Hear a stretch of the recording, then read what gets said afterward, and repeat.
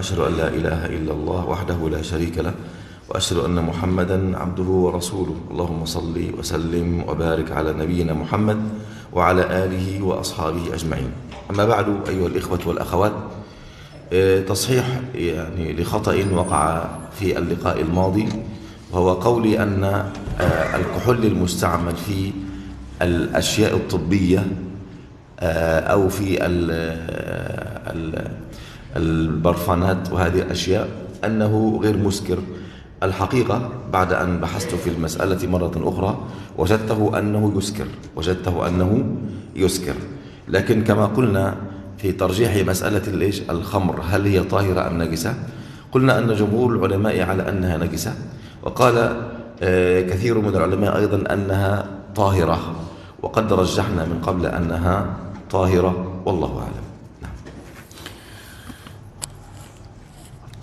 Bismillahirrahmanirrahim. Assalamualaikum warahmatullahi wabarakatuh. Alhamdulillah, wassalatu wassalamu ala rasulillah wa ala alihi wa sahbihi wa mawalah. Ashhadu an la ilaha illallah wahdahu la syarika lah wa ashhadu anna muhammadan abduhu wa rasuluh. Amma ba'd, Bapak Ibu hadirin hadirat yang semoga senantiasa dirahmati oleh Allah Subhanahu wa taala. Fadilatul Syekh Dr. Abdul Hasan Ali Jadullah Al-Misri hafizahullah membuka kajian kita pagi ini dengan memuji Allah Subhanahu wa taala. Kemudian salawat dan salam semoga senantiasa dirahmati oleh Allah Subhanahu wa taala. Semoga senantiasa diberikan oleh Allah Subhanahu wa taala kepada nabi kita yang mulia sallallahu alaihi wasallam. Adapun setelahnya beliau mengatakan pada pertemuan sebelumnya saya, kata Syekh, menyebutkan kepada antum semua bahwa parfum yang bercampur dengan alkohol ini tidak memabukkan. Alkohol yang dicampurkan ke dalam parfum tersebut tidak memabukkan, sehingga tidak mengapa bagi siapapun untuk menggunakan parfum yang bercampur dengan alkohol. Namun kata beliau, setelah saya melakukan penelitian dan melihat masalah ini, maka ternyata saya temukan parfum yang dicampurkan ke dalam alkohol yang dicampurkan ke dalam parfum tersebut, atau parfum yang bercampur dengan alkohol ternyata memabukkan. Maka sebaiknya tidak menggunakan wewangian atau parfum yang bercampur dengan alkohol. Ya, ini revisi dari apa yang beliau sampaikan di pertemuan sebelumnya. Adapun masalah mustadaf fi الطب mustadaf fi الجروح وكمان في الجروح, begitu juga dalam masalah kedokteran. Ternyata alkohol yang digunakan juga memabukkan. Ya, ternyata alkohol yang juga digunakan memabukkan, kadarnya dapat memabukkan seseorang. Kemudian begitu juga masalah khamr, apakah dia najis atau tahir. Jumhurul ulama mengatakan bahwasanya khamr itu najis. Akan tetapi sebagian ulama lainnya ya mengatakan bahwasanya khamr tidak najis. Wallahu taala alam bisawab, dan Syekh condong kepada pendapat yang mengatakan tidak najis. Wallahu alam bisawab. قال المصنف رحمه الله تعالى وعنه قال لما كان يوم خيبر أمر رسول الله صلى الله عليه وسلم أبا طلحة فنادى إن الله ورسوله ينهيانكم عن لحوم الحمر الأهلية فإنها رجس. حديث متفق عليه. الآن أيها الإخوة انتقل المؤلف إلى بيان نجاسة بعض الحيوانات، نحن نتكلم الآن عن باب النجاسة في كتاب الطهارة، ثم انتقل المؤلف إلى بيان نجاسة بعض الحيوانات وتحريم أكلها. والكلام هنا عن لحوم الحمر الأهلية، والحمر جمع حمار، وهي تنقسم إلى قسمين، في أهلية، والأهلية هي المستأهلة التي يستخدمها الناس في المواصلات، من قبل وإلى الآن في كثير من البلدان تستخدم إلى الآن أنها وسيلة مواصلات. القسم الثاني هي حمر وحشية، والحمر الوحشية هي غير المستأهلة، هي التي تعيش بنفسها والتي تعيش في الغابات والتي يعني ترعى نفسها بنفسها. Kemudian penulis rahimahullahu taala Al-Imam Al-Hafiz Ibnu Hajar Al-Asqalani rahimahullahu taala berkata, wa anhu qala, dari Anas radhiyallahu anhu dia berkata, ketika hari perang Khaybar Rasulullah SAW memerintahkan Abu Talhah ya untuk menyerukan kepada kaum muslimin, innallaha wa rasulahu yanhayanikum an luhumil humur al-ahliyah fa innaha rijis. Sesungguhnya Allah Subhanahu wa taala dan rasulnya melarang kalian dari memakan daging keledai yang jinak, sesungguhnya ia adalah rijis, sesungguhnya dia adalah rijis, ya, najis. Hadirin hadirat yang semoga senantiasa dirahmati oleh Allah Subhanahu wa taala, Al-Hafiz setelah sebelumnya, yaitu pada hadis sebelumnya, membawakan hadis-hadis yang menjelaskan tentang najis, benda-benda yang bernajis, ya. Kemudian beliau menjelaskan kepada kita hewan-hewan yang bernajis, ya, hewan-hewan yang apa? Bernajis. Dan ini masalah najis ini berada di dalam masalah kitab at-taharah, kitab bersuci. Karena ketika kita diperintahkan oleh syariat untuk bersuci, maka kita bersuci dari semua kotoran, dari semua najis, ya. Nah, di sini Nabi SAW melarang, Allah dan Nabi SAW melarang kita dari memakan daging onta, daging keledai jinak. Maksud jinak di sini adalah keledai yang digunakan oleh kaum muslimin atau oleh manusia untuk mengangkat barang atau untuk dia tunggangi, mengantarkannya ke satu tempat dan lain sebagainya. Keledai yang dia pelihara, ya. Maka ini dilarang oleh Allah dan Rasul sallallahu alaihi wasallam. Alasannya adalah fa innaha rijis. Sesungguhnya keledai yang jinak tersebut adalah rijis.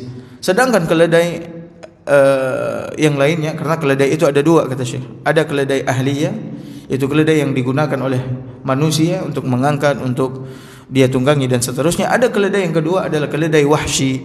Wahsyi itu adalah keledai liar yang hidup dengan sendirinya, bisa jadi hidup di hutan atau dimanapun dia sendiri, tidak di bawah pemeliharaan manusia.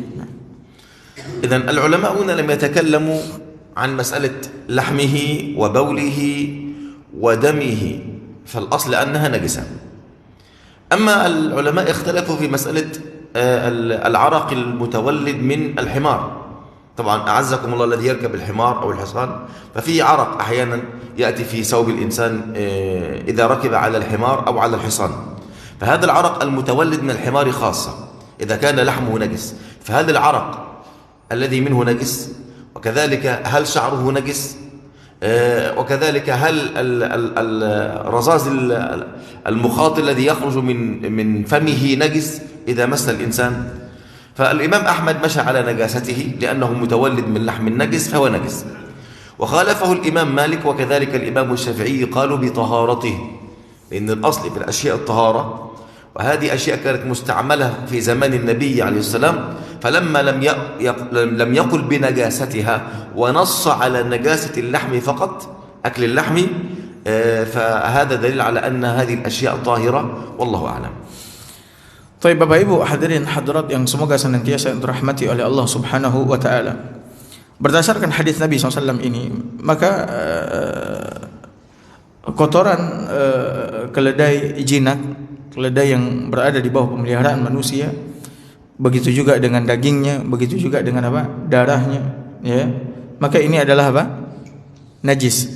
Ya, berdasarkan hadis yang ada di hadapan kita semua, dia adalah najis. Nah, permasalahan yang diperselisihkan oleh para ulama, bagaimana dengan keringat keledai ini? kan digunakan oleh manusia. Manusia menungganginya atau angkut barang tentunya akan bersentuhan dengan apa? Dengan bulunya yang mungkin di situ apa? Ada keringatnya dan seterusnya. Apakah dia najis atau tidak? Ya. Maka di sini terdapat perselisihan atau perbedaan pendapat di kalangan para ulama. Al-Imam Ahmad mengatakan bahwasanya keringat keledai tidak najis. Ya. Afwan, Imam Ahmad mengatakan keringat keledai najis. Keringat keledai najis. Karena apa?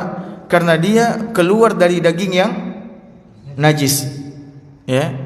Karena dia keluar dari daging yang najis. Ya, keledai jinak ya. Sementara Al-Imam Malik dan Al-Imam Syafi'i rahimahumullah taala mengatakan bahwasanya keringatnya tidak najis. Ya, keringatnya tidak apa? Najis. Imam Malik, Imam Syafi'i mengatakan tidak apa? Tidak najis. Imam Ahmad mengatakan apa? Najis.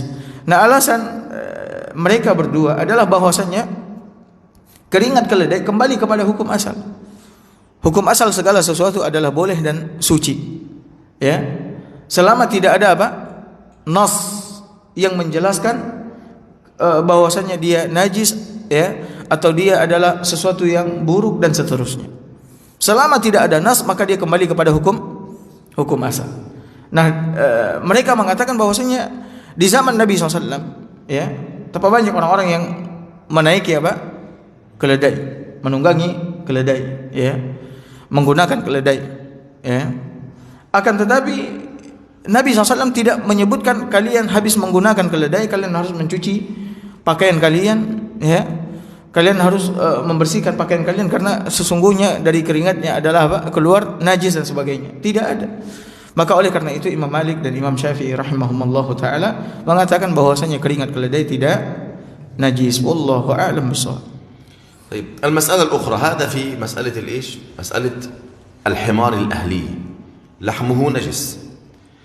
طيب مسألة الخيل لحمه طاهر أو لا؟ عفوا لحمه يجوز أكله أو لا يحل أكله؟ طبعا في خلاف بين العلماء في هذه أيضا.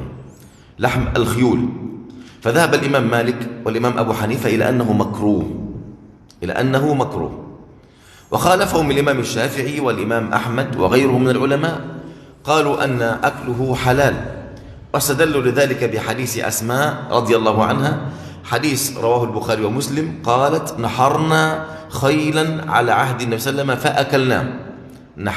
نحرنا أي ذبحنا خيلا على عهد النبي صلى الله عليه وسلم فأكلناه. نعم. إمام إيش الذي قال مكروه؟ مالك وأبو حنيفة وأحمد والشافعي halal. Baik Bapak Ibu hadirin hadirat yang semoga senantiasa dirahmati oleh Allah Subhanahu wa taala. Ini masalah daging keledai jinak yang dipelihara oleh manusia untuk dia gunakan untuk kepentingannya. Terang dan jelas bagi kita bahwasanya dagingnya, darahnya, kotorannya adalah apa? Najis. Ini haram untuk kita makan, dagingnya haram untuk kita makan dan seterusnya. Kemudian bagaimana Syekh menjelaskan kepada kita bagaimana dengan daging kuda. Daging kuda juga digunakan oleh manusia, ditunggangi, kemudian digunakan untuk mengangkat barang dan seterusnya. Bagaimana juga dengan apa? Kotorannya ya. Sebelumnya Syekh telah menjelaskan bahwasanya kotoran hewan yang halal untuk dimakan maka kotorannya tidak apa? Tidak najis. Ya. Hewan yang halal dimakan dagingnya maka kotorannya tidak najis. Sementara yang tidak halal maka kotorannya najis. Nah, kembali kepada daging kuda. Apakah halal untuk dimakan atau bagaimana atau makruh? Maka di sini juga terdapat perbedaan pendapat di kalangan para ulama. Al-Imam Ahmad dan Al-Imam Malik mengatakan bahwasanya memakan daging kuda hukumnya makruh. Ya. Imam Malik dengan Imam Abu Hanifah, Imam Malik dengan Imam Abu Hanifah mengatakan bahwasanya makan daging kuda hukumnya makruh. Ya, sebaiknya kita tinggalkan, jangan memakannya. Sementara Al-Imam Abu Hanifah dengan Imam Syafi'i mengatakan bahwasanya makan daging kuda hukumnya apa? Halal. Ya, makan daging kuda hukumnya apa? Halal. Mereka bersandar kepada hadisnya Aisyah radhiyallahu taala anha, di mana Aisyah pernah mengatakan sesungguhnya kami pernah menyembelih kuda pada saat susah, pada saat kesulitan, ya. Tengah safar kemudian menyembelih apa? Kuda, kemudian memakan dagingnya. Wallahu taala alam bissawab. Tarsalta ilaiha. نعم أيها الإخوة، وكذلك يعني لما نرى سبب هذا الحديث الذي معنا أن أمر النبي أبا طلحة أن ينادي في الناس أن الله عز وجل أن الله ورسوله ينهيانكم عن لحوم الحمر الإنسية. قالوا في يوم خيبر كانت ذبحوا الحمير ووضعوا اللحم في القدور، والقدور تغلي، يعني خلاص جوعة والرائحة تخرج وسيأكلون. فجاء النداء مباشرة ولا زالت اللحم يغلي على القدور. ماذا حدث؟ الذي حدث أن جاءهم النهي، قالوا فأكفئت القدور وأطفئت النار. يعني ما في أحد تكلم وقال طب نأكل هذا وبعد ذلك نستأنف الحكم الشرعي، أو نحن جوعى أو نحن في حرب. ما أحد منهم يعني سجل امتناعا عن هذا الأمر قط. هذا يدلك أيها الإخوة على أن التكليف الشرعي قد يأتيك وأنت في أصعب أوقاتك، حتى يظهر هنا مستوى عبوديتك لله عز وجل، ومستوى وقدر يعني انتماؤك لشريعة الله عز وجل، وتحقيقك لأمر الله تبارك وتعالى، أم ستقدم هواك ونفسك عن شريعة الله تبارك وتعالى. هذا أمر مهم جدا أيها الإخوة. تخيل هذا الوصف، هم في حرب وفي سفر، واللحم الحمير على القدور يعني في الأواني وتغلي بها، ومع ذلك لما جاء النهي مباشرة أطفئت النار وأكفئت القدور، يعني رموا اللحم الذي في القدور ما أكلوه، ورضي الله عنه. Baik Bapak Ibu hadirin hadirat yang semoga senantiasa dirahmati oleh Allah Azza wa Jalla. Hadis yang ada di hadapan kita saat ini dijelaskan oleh Syekh bahwa hadis ini keluar atau diucapkan oleh Nabi SAW pada waktu perang Khaybar, ya, pada waktu perang Khaybar, di saat kaum muslimin dalam keadaan safar, perang lagi, ya, kemudian kelaparan. Ketika itu bekal mereka habis. Bekal mereka apa? Habis, ya. Sementara mereka harus makan untuk bertahan hidup, maka mereka pun apa? Menyembelih keledai. Menyembelih apa? Keledai. Mereka masak, ya, mereka masak. Mereka dalam keadaan sulit. Ketika telah tertutupi kelaparan mereka, mereka tahan. Kemudian mereka lapar lagi, terus seperti itu. Dalam keadaan yang sangat pelik sekali, sulit. Tiba-tiba datang utusan Nabi SAW, Abu Talha, menyerukan kepada kaum muslimin di saat demikian. Mereka dalam keadaan letih, dalam keadaan lapar, sulit. Mereka tengah memasak daging keledai jinak tersebut, keledai yang mereka pelihara tersebut. Berada di dalam apa? Kuali, ya, berada dalam kuali. Tiba-tiba Abu Talha menyerukan sesuai dengan ucapan Nabi SAW, sesungguhnya Allah dan Rasul telah melarang kalian memakan daging keledai jinak. Sesungguhnya ia adalah apa? Rijis, najis. Maka ketika itu kata Syekh, ya, di saat kondisi mereka sangat sulit, kelaparan, ya, susah. Ketika mereka mendengar ucapan Nabi SAW, mereka segera membalikkan apa? Kuali-kuali mereka, membuang semua daging-daging yang tengah mereka masak tersebut ke tanah. Ya. Tidak ada seorang pun di antara mereka yang membantahnya, mengatakan tunggulah dulu sebentar, kita habiskan ini dulu, nanti baru kita mengambil hukum tersebut. Ya, baru kita nanti mengambil hukum tersebut. Tidak ada seorang pun di antara mereka yang mengatakan itu.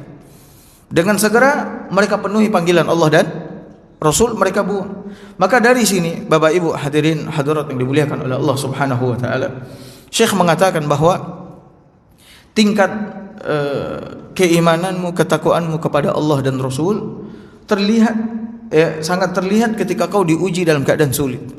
Apakah kau lebih mendahulukan panggilan hawa nafsumu atau kau lebih mendahulukan panggilan Allah dan Rasul? Ya, ini adalah pelajaran yang sangat penting. Kita bisa lihat tingkatan keimanan kita, level kita, ya, di sisi Allah Subhanahu wa taala. Apakah kita termasuk orang yang bersegera memenuhi panggilan Allah dan Rasul ketika datang perintah Allah dan Rasul, sementara kita sangat membutuhkan? Yang menghalangi kita dari apa? Dari keinginan kita, padahal kita juga sangat membutuhkan. Maka kita lebih mendahulukan seruan Allah dan Rasul, atau kita lebih mendahulukan keinginan hawa nafsu kita? Makanya oleh karena itu, Bapak Ibu hadirin hadirat yang dimuliakan oleh Allah, para sahabat telah menampilkan sikap yang sangat luar biasa di hadapan umat ini. Ketika datang panggilan Allah dan Rasul, maka mereka segera apa? Memenuhinya tanpa apa? Menunda-nundanya, tanpa ada membantahnya, ya, dengan mengatakan tunggulah sebentar sampai kita keluar dari kesusahan ini baru kita apa? Mengambil hukum tersebut. Tidak ada seorang pun di antara mereka yang demikian. طيب لماذا أيها الإخوة مسألة تحريم الحمر الأهلية وعدم تحريم الحمر الإنسية وما إلى ذلك؟ العلماء قالوا أن علماء التغذية قالوا علماء الطعام قالوا أن الطعام له خصائص تؤثر على الإنسان، تؤثر على آكله. إذا أكلت نوع معين من الطعام فهذا يؤثر عليك إيجابا وسلبا، والإنسان يأخذ من خصائص ما يأكله. فحرم علينا الحمر الأهلي لأن من خصائصه اللؤم والخسة والذل. اللؤم لئيم وخسيس وذليل. لئيم وخسيس لماذا؟ لأنه إذا رأى يعني رجلا ضعيفا فإنه يعني لا يريد أن يمشي، لا يريد أن يجري، لا يريد أن يفعل شيء. أما إذا وجد رجلا قويا يركبه أو يسوقه فإنه يكون مذللا مطيعا ويمشي ويجري كما يريد. وذليلا لماذا ذليل؟ وذلك لأنه مهما فعل به فإنه يمشي ولا يعترض وما إلى ذلك. أما الحمر الوحشي فصفاتها ليست بذلك. لماذا؟ لأنها تمشي بنفسها في الصحراء وفي الغابات، وكذلك تدافع عن نفسها من الوحوش، وكذلك هي يعني لا تنتظر الطعام يأتيها من صاحبها لأن ليس لها صاحب، فهي يعني ترعى بنفسها وتأكل بنفسها، فذلك لم تحرم الحمر الوحشية وحرمت الحمر الإنسية. Baik Bapak Ibu hadirin hadirat yang semoga senantiasa dirahmati oleh Allah Subhanahu wa taala. Syekh kemudian menerangkan kepada kita ini dari sisi syariat. Dari sisi syariat Allah Subhanahu wa taala dan Rasul mengharamkan kita memakan daging apa? Daging keledai jinak, ya, keledai jinak. Dari sisi ahli gizi, dari sisi kedokteran ahli gizi, mereka mengatakan ini menunjukkan bahwasanya apa yang ditetapkan oleh syariat juga ditetapkan oleh apa? Kedokteran, sains dan lain sebagainya, ahli peneliti dan seterusnya. Menunjukkan mulianya syariat yang dibawa oleh Nabi SAW dari sisi Allah Subhanahu wa taala. Dari sisi kedokteran ahli gizi, ya, mereka mengatakan bahwasanya ini semua kedokteran, ya, semua ahli gizi sepakat mengatakan bahwasanya setiap makanan yang kita makan itu memiliki keistimewaan, ya, memiliki kekhususan, ya, dan akan memberikan apa? Pengaruh ke dalam jiwa orang yang memakannya. Akan memberikan apa? Pengaruh kepada jiwa orang yang makannya. Apakah pengaruhnya baik atau pengaruhnya apa? Buruk.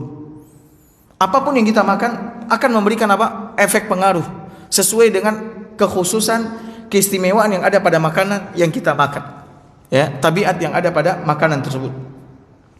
Nah, Syekh terangkan kepada kita bahwa berdasarkan hasil penelitian para dokter kemudian ahli gizi, daging, kenapa diharamkan daging keledai jinak, ya?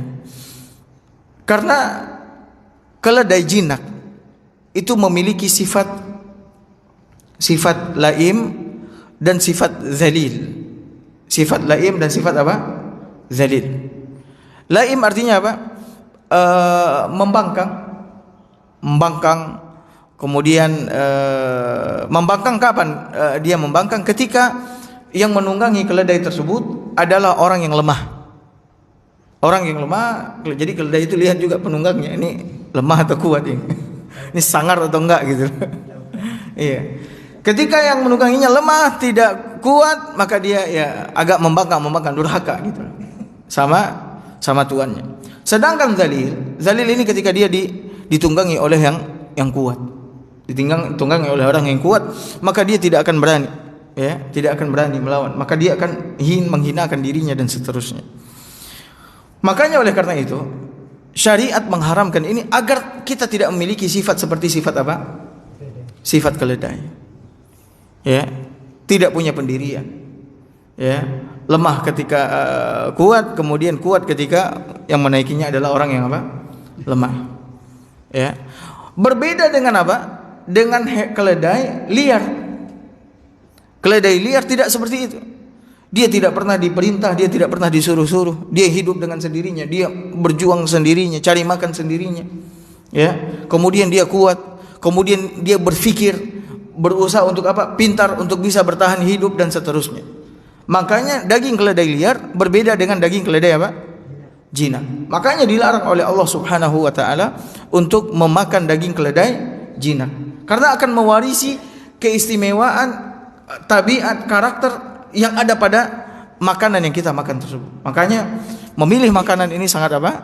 Sangat penting untuk membentuk karakter kita, jiwa kita dan seterusnya. Nah, أيضا إذا جئنا إلى مسألة الخنزير عنده من الصفات القبيحة أنه لا يأكل إلا القاذورات أولا. ثانيا أنه لا يغار أبدا على أنثى، لا يغار أبدا على أنثى. فكذلك الذين يأكلون لحم الخنازير تنتقل إليهم تلك الصفات، أنه ما عنده تفرقة بين الطيبات والخبائث. ثانيا أنه لا يغار على أنثى، وهذا نراه في الغرب عيانا بيانا. تجد الرجل في البيت وتأتي ابنته مع صديق لها في الزنا والعياذ بالله ويزني بها في داخل البيت ولا يحرك ساكنا، وذلك لأنه قد ماتت الغيرة والإنسانية وحدود البشرية من قلبه بسبب ما يأكله والعياذ بالله. Taib. Syekh kemudian menjelaskan kepada kita, menerangkan tentang daging babi. Ya, ini lanjutan dari penjelasan kedokteran ahli gizi. Daging babi. Lihat sifat babi, kata Syekh. Babi sifatnya apa? Kotor, suka sesuatu yang jorok. Ya. Di mana babi itu tidak akan memakan kecuali apa? Kotoran. Babi itu yang dia makan apa? Kotoran. Kemudian dia tidak memiliki sifat cemburu dengan betina-betinanya. Dia tidak memiliki sifat apa? Cemburu dengan betinanya. Ya. Maka oleh karena itu, Bapak Ibu hadirin hadirat yang dimuliakan oleh Allah Azza wa Jalla, orang yang makan daging babi, ya, maka akan mewarisi sifat babi ini. Ya, kotor, jorok, ya. Kemudian apa? Tidak memiliki sifat apa? Cemburu. Ketika anak perempuannya datang ke rumah bawa laki-laki kemudian berzina, tidak ada kecemburuan. Bahkan istrinya didatangi sama temannya juga tidak ada apa? Kecemburuan. Tidak ada kecemburuan. Ya. Dan ini bisa kita lihat dari orang-orang yang ada di barat sana. Mereka yang makan apa? Daging babi sehingga mewarisi apa? Sifat ini. Ya, sifat ini. Wal iyadzu billah. Nah. وقال العلماء أيضا أن الإبل خلقت من الشياطين ففيها الغضب، فيها سرعة الغضب. فلذلك الشريعة هنا قالت إذا أكلت لحم الإبل فلا بد أن تتوضأ. لماذا؟ لأن الذي يطفئ الغضب هذا مثل النار. الغضب الشيطان خلق من نار، والغضب عبارة عن شيء من النار. لذلك الإنسان إذا غضب تشعر أن جسمه في سخونية، في سخن، حرارة مرتفعة. لذلك الشريعة هنا قالت إذا الإنسان إذا أكل لحم الإبل لابد أن يتوضأ. لماذا؟ لأنه لا يطفئ النار إلا الماء. Nah. Begitu juga daging onta. Ya, daging onta. Daging onta ini diciptakan oleh Allah Subhanahu wa taala memiliki sifat marah. Ya. Dia diciptakan dari syaitan, sifat marah. Maksud syaitan di sini bukan zatnya seperti zat setan, tidak. Di antara sifat setan adalah apa? Marah. Ya. Sehingga orang yang sering makan daging onta, dia suka apa? Suka marah. Tensinya cok naik ya. Cok naik tensi gitu ya. Gampang marah ya. Akan membangkitkan amarahnya di dalam dirinya. Ya. Makanya oleh karena itu lihat syariat luar biasa, Masya Allah. Syariat kita mengatakan bahwasanya siapa yang makan daging onta maka dia harus apa? Berwudu. Di antara yang membatalkan wudu adalah makan daging apa? Daging onta. Nah, kenapa syariat menyuruh kita habis makan daging onta disuruh untuk apa? Berwudu untuk meredam amarah. Untuk meredam apa? Marah itu adalah bawaan yang ada di dalam diri manusia yang dihembuskan, dibesar-besarkan oleh setan, ya, sehingga seseorang ketika marah, kata Syekh, tubuhnya memanas, ya, amarahnya naik, darahnya naik, tubuhnya panas, maka tidak ada yang dapat meredamnya kecuali dengan apa? Berwudu. Dia seakan-akan terbakar. Makanya oleh karena itu Nabi juga mengatakan tidak ada yang bisa memadamkan api kecuali apa? Air. Maka kita sirami tubuh kita dengan apa? Dengan air, itu dengan cara apa? Berwudu. Tapi alhamdulillah di sini tidak makan onta, tapi sering marah. Tidak makan onta, sering marah. Tetapi kita sekarang makan ayam. لو طبقنا هذا على الفراخ فهي ما هي صفات الفراخ وكيف تنتقل إلينا. Subhanallah. Nah. Kita nggak makan onta tapi marah juga sih. Jadi kata Syekh, ini mungkin sifat ayam mungkin. Ya, coba kita kalau mau teliti ayam, apa sifat ayam? Sering makan ayam, makanya jadinya seperti ini gitu ya. Allahu Akbar. Baik. Aftah soal. Baik. Silahkan Bapak Ibu yang mau bertanya kepada Syekh, kita persilahkan. Baik yang berkaitan dengan materi ataupun yang di luar materi, yang bisa kita jawab, yang tidak bisa wallahu a'lam bishawab. Baik, silakan. Salam. Masalah parfum. Nah, kalau alkoholnya sedikit dalam parfum. نحن قلنا أن عدم الاستعمال هنا متعلق بمسألة هل هو نجس أو غير نجس. قلنا أن الراجح أن الكحول غير نجس فيجوز استعماله في هذا، إلا أنه إذا وجد غير ذلك، يعني إذا توفر مادة أخرى نستطيع أن نستخدمها في الجراحات الطبية أو في العطور، فهذا أولى وأفضل، والخروج من هذا أولى، يعني اتقاء الشبهات هذا أولى. أما إذا لم يوجد إلا هذا واستعملناه فلا بأس، خاصة إذا كانت المادة الكحولية يعني قليلة في العطر المستخدم، والله أعلم. Tapi pertanyaannya, bagaimana dengan kita menggunakan parfum yang dicampuri oleh alkohol yang sangat minim, gitulah ya. Saya ulangi lagi apa yang dijelaskan oleh Syekh, dan ini adalah bentuk revisi yang disampaikan oleh Syekh dari apa yang dia sampaikan sebelumnya. Di pertemuan sebelumnya Syekh mengatakan bahwasanya alkohol yang dicampuri ke dalam parfum itu tidak memabukkan. Kan itu yang disampaikan Syekh tadi. Alkohol yang dicampuri dalam parfum tidak memabukkan, begitu juga alkohol yang digunakan di kedokteran ya, tidak memabukkan. Cuman setelah diteliti, dikaji kembali oleh Syekh, ternyata memabukkan. Nah, adapun masalah menggunakan parfum yang bercampur dengan alkohol, bagaimana hukumnya? Syekh mengatakan kembali kepada perselisihan di antara para ulama. Apakah alkohol ini, khamar ini najis atau suci, kan gitu. Tadi udah kita jelaskan, jumhur mengatakan najis.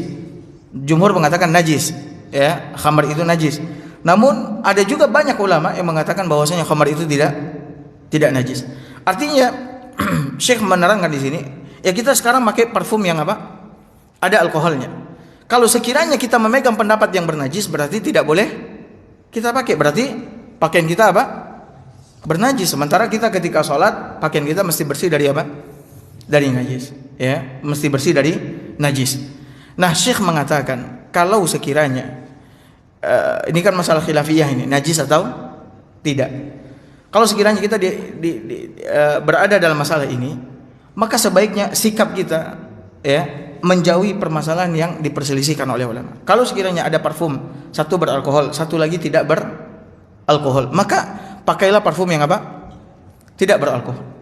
Ini yang disampaikan oleh Syekh. Sedapat mungkin jauhi diri kita dari apa-apa yang diperselisihkan oleh para ulama agar kita selamat. Ya, agar kita apa? Selamat. Kalau sekiranya kita temukan Begitu juga dengan yang digunakan di kedokteran rumah sakit untuk bius. Kalau sekiranya ada materi lain, zat lain, pengganti alkohol, ya, yang dia tadi kan diperselisihkan najis atau kesuciannya, ada sekiranya penggantinya yang lain, maka lebih baik kita memilih penggantinya yang lain. Namun kalau sekiranya tidak kita temukan, di parfum tidak kita temukan, kecuali pasti ada alkoholnya di sana, kemudian di rumah sakit, di kedokteran juga untuk membius kita dan sebagainya, untuk membersihkan luka dan sebagainya, harus menggunakan alkohol, nggak ada penggantinya, maka tidak mengapa. Tapi kita sedapat mungkin berusaha terlebih dahulu mencari yang lebih selamat, ya, mencari yang lebih selamat. Wallahu a'lam bishawab. Ada lagi, silakan.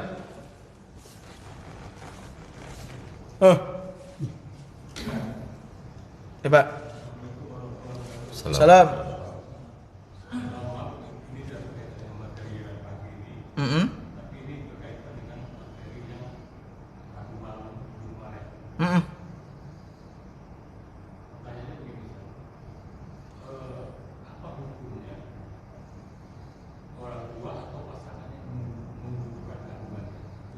Hukum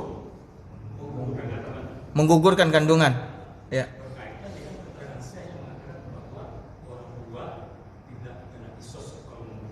Ya. Baik. Ya. Barakallahu. Isqatul janin. ايش حكمه وقلت ايضا في اللقاء الليل ان الوالد اذا قتل ولده لا يقتص. نعم. طبعا إسقاط الجنين هذه كبيرة من الكبائر، وهذه قتل النفس. إسقاط الجنين الذي لبت فيه الروح لا يجوز على الإطلاق، لا يجوز على الإطلاق، إلا طبعا بالضوابط التي تكلم عنها العلماء. يعني إذا كانت في ضرورة ملحة أن هذا الجنين فيه يعني مشكلة كبيرة، حتى العلماء يختلفوا فيه.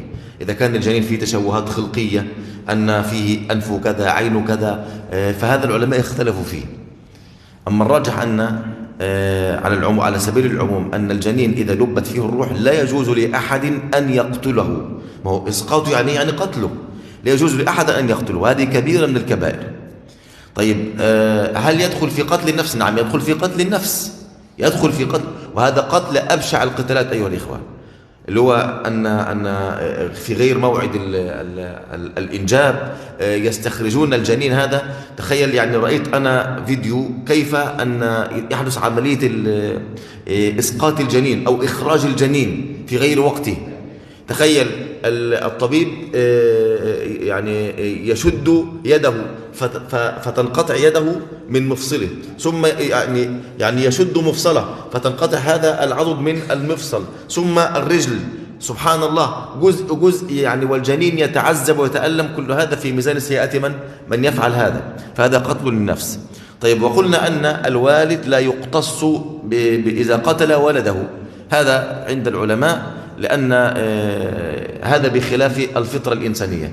فإذا الوالد قتل ولده لا يقتص منه بنص حديث النبي صلى الله عليه وسلم. لكن طبعا يعني ليس معنى أنه لا يقتص بذلك في الدنيا أن ليس له عذاب في الآخرة، لا، له عذاب في الآخرة، له عذاب في الآخرة. وهذا يجب على يعني في القوانين أنها تجرم هذا. القوانين التي بين الناس تجرم مثل هذه الأفعال، لأنها منتشرة جدا، لو قتل النفس وإجهاض الجنين بسبب الظروف المادية إلى غير ذلك من الأسباب. Tapi pertanyaannya, hukum menggugurkan kandungan atau janin.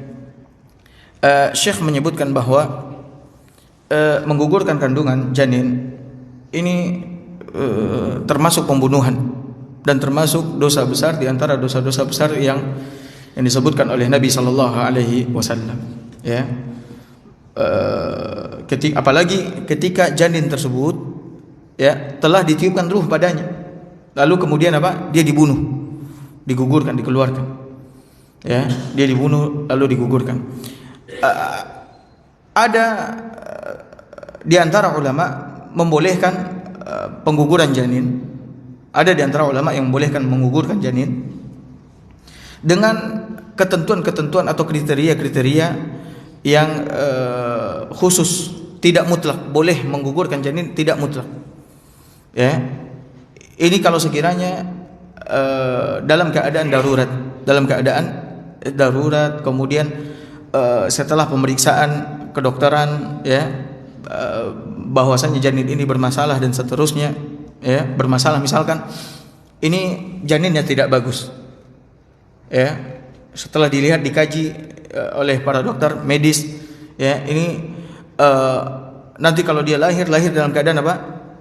Cacat sekali, matanya buta, tangannya nggak ada, ini dan sebagainya. Setelah dilihat ini janinnya tidak berkembang dengan apa? Dengan baik. Ini diperselisihkan juga oleh siapa? Oleh para ulama. Apakah boleh dalam kondisi seperti ini digugurkan janin atau bagaimana? Atau kalau sekiranya ini janin ini ketika dia berkembang, misalkan membahayakan jiwa ibunya, ya, membahayakan apa?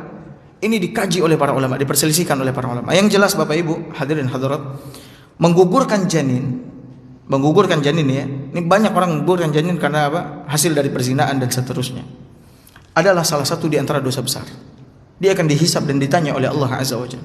Bukankah dalam Al-Quran Allah Subhanahu wa taala mengatakan, apabila anak-anak dibunuh lalu mereka ditanya oleh Allah, atas dosa apa kalian dibunuh oleh orang tua kalian? Dan seterusnya. Akan ditanya besok, dihisab oleh Allah Subhanahu wa taala. Ya. Dan Syekh menerangkan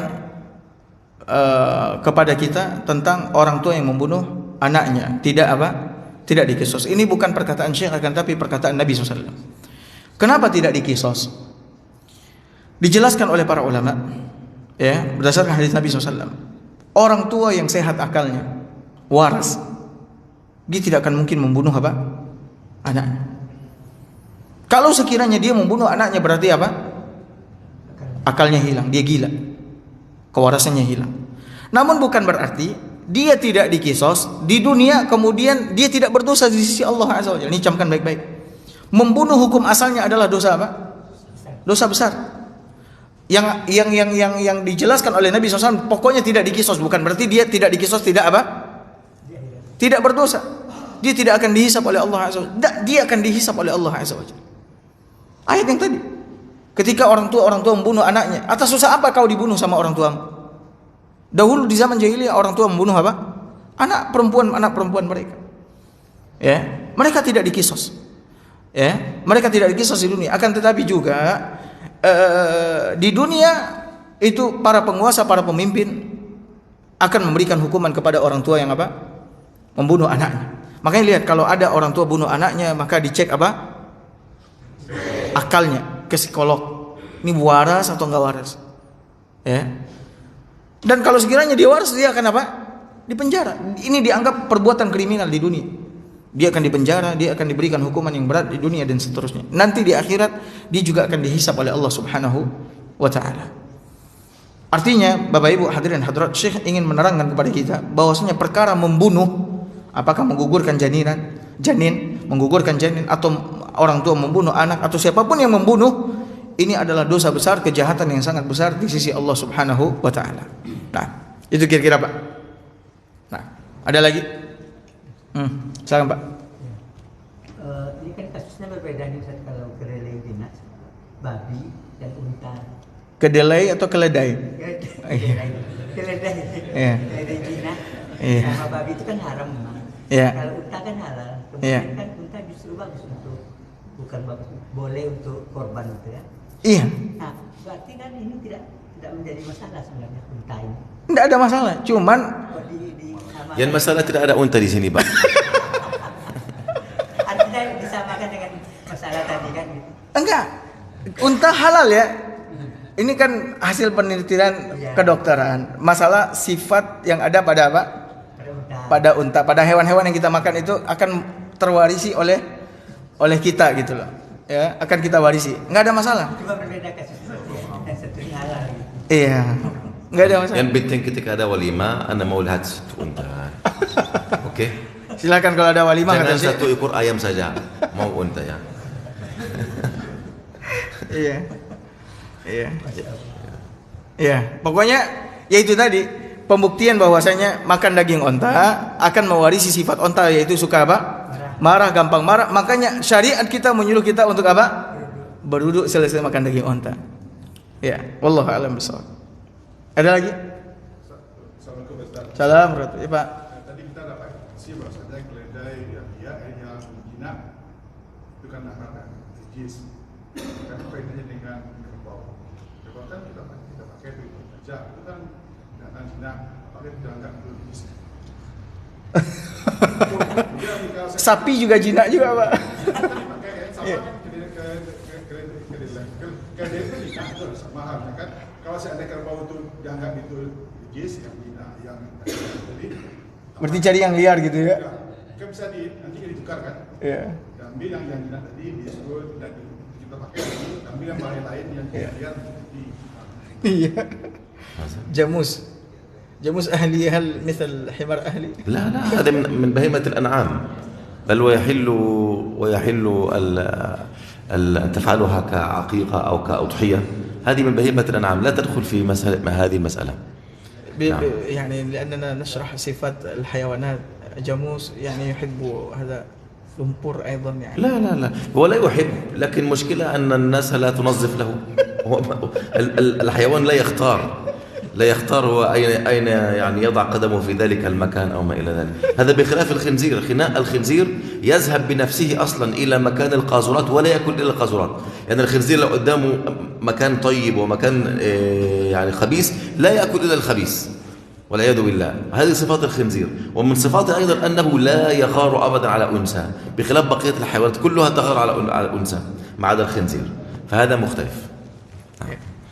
أيضا يعني بعض الناس الآن يستعمل الجاموس في الحرث، فنقول الآن هو يستعمل في الحرث مثل الحمار، إذن يأخذ صفات الحمار. لا، الأصل أن الجاموس لا يستعمل في الحرث، أما الناس هم الذين فعلوا ذلك. يعني إذا جاءوا الأسد واستعملوه في الحرث، إذن الأسد أهل الحرث اللي هو الأعمال الحقول. لا، الجاموس الأصل أنه لا يستعمل في الحرث، وإنما يستعمل في الإيش؟ نعطيه طعام وشراب لكي نذبحه ونأكل لحمه. هذا هو. Baik. Ini memang banyak pertanyaan ya tentang masalah hewan ini. Baik, masalah kerbau. Dengarkan ya. Kerbau termasuk binatang ternak yang diternakkan untuk dimakan. Saya ulangi. Jadi binatang ini ada dua, ada binatang yang diternak untuk apa? Dimakan. Ada binatang mungkin diternak tapi tidak boleh untuk dimakan. Nah, yang kerbau dia masuk kepada kelompok binatang yang diternak untuk apa? Dimakan, disembelih, ya dimakan. Ya, disembelih untuk apa? Dimakan. Jadi tidak bisa diapakan dengan apa? Dengan keledai. Keledai tidak. Ya, keledai tidak. Atau mungkin ada orang yang ternak keledai tapi bukan untuk disembelih, untuk dimakan. Ya, diternak untuk apa? Dipekerjakan, tapi dia tidak termasuk ke dalam kategori bahimatul an'am, sebagaimana yang Allah sebutkan dalam surat Al-An'am itu, al-bahimah, binatang ternak untuk dimakan. Ya, kalau ada orang yang menternakkan binatang selain daripada yang disebutkan oleh Allah Subhanahu wa taala seperti keledai misalkan, ya, maka dia tidak termasuk dalam kategori binatang ternak yang halal untuk apa? Dimakan. Ya, halal untuk dimakan. Kemudian Syekh menerangkan, mungkin ini terdapat kerancuan, bagaimana dengan kerbau? Kerbau suka lumpur, baluluak-luluak gitu ya, berendam di situ, ya. Bapak Ibu hadirin hadirat dimuliakan oleh Allah. Syekh menerangkan, kerbau sebenarnya dia tidak menyukai itu. Ya, kerbau itu tidak menyukai itu, dan dia sebenarnya diciptakan oleh Allah Azza wa Jalla bukan untuk mengolah sawah. Yang menjadikannya untuk mengolah sawah, baluluak-luluak itu siapa? Manusia. Kerbau bukan untuk itu. Makanya nanti di akhir zaman ada hadis Nabi SAW. Ya, hewan ini ketika dipergunakan untuk itu, dia akan berkata kepada tuannya, "Kau kira aku diciptakan untuk ini?" Ya, "Kau kira aku diciptakan untuk ini?" kata dia. Jadi cuman masalahnya ya manusia yang memperkerjakan kerbau sehingga dia berluluk-luluk lah. Ya berlumpur ya. Kotor seakan-akan dia sama seperti apa? Keledai tadi. Ya, tidak. Dia tidak diciptakan untuk itu. Dia diciptakan untuk kita ternak, kita kasih makan, kita bersihkan, kemudian ketika dia udah gemuk baru apa? Disembelih, dipotong. Dia ambil manfaat dari daging. Nah, berbeda dengan beberapa hewan. Jadi ini fahami baik-baik. Syekh mengatakan jadi dia berlumpur-lumpur itu masalahnya majikannya tidak membersihkan dia, tidak mandikan dia, tidak siram dia. Sebenarnya dia tidak mau. Ya, cuman kalau nyenak nio karena lacuy.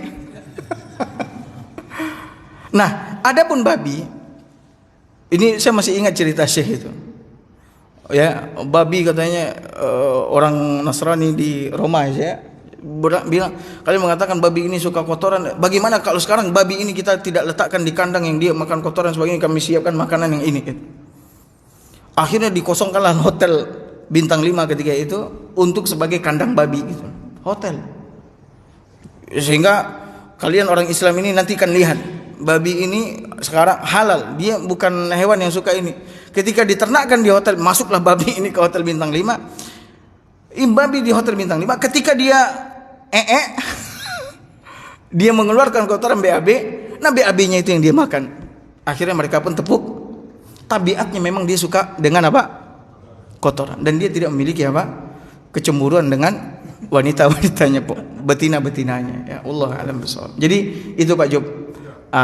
Jadi kalau kerbau dia termasuk kategori binatang ternak yang diternakkan untuk apa? Disembelih, dimakan. Yang saya heran di sini, heran 1000 bersin. 1000 bersin. Wallahi, masalah apa? Masalah ada banyak sapi, ada banyak kerbau. Kenapa tidak ada susu sapi atau kerbau? Ini yang saya sangat heran. Paham? Kalau ada susu sapi dan kerbau, ekonomi orang yang memiliki ini akan tinggi sekali, akan luar biasa. Kalau di Arab dari susu sapi atau kerbau, selain minum dan ini ada banyak perbuatan namanya apa? Jiblah. Keju. Banyak perbuatan, mungkin 50 jenis keju dan mahal sekali dan tinggi sekali untuk sehat, kita bisa makan. Kenapa di sini sampai saat ini tidak ada masalah ini? Masalah ketika ada orang punya ternak sapi atau kerbau, mereka tidak menyusui masalah ini. Ini anak sampai sekarang anak tidak bisa paham ini. Kenapa Syekh? Kalau saya tanya orang beternak, saya sayang ini karena anaknya. Apa anaknya? Paham? Ada yang beternak sapi di sini. Boleh jawab pertanyaan saya? Anda sudah tanya banyak orang yang di Sumbar atau kemana-mana, mereka kata ini untuk anaknya. Ya Allah kasih untuk anaknya, dan sebagian untuk yang pemiliknya, untuk manusia bisa hidup. Ada anak tahu banyak keluarga di Mesir, misal mereka hidup dari susu yang keluar dari sapi mereka. Mereka tidak punya gaji, tidak punya, hanya mereka bawa makanan untuk sapi atau kerbau. Akhirnya mereka bisa jual setiap hari susu ini mungkin 3 liter, 4 liter, 1 liter saja mungkin 20.000. Paham? Dan ini lebih enak, lebih bagus daripada susu yang di mart, yang sudah ada chemical, ada racun dalamnya, dan kita suka ini, tidak biarkan ini.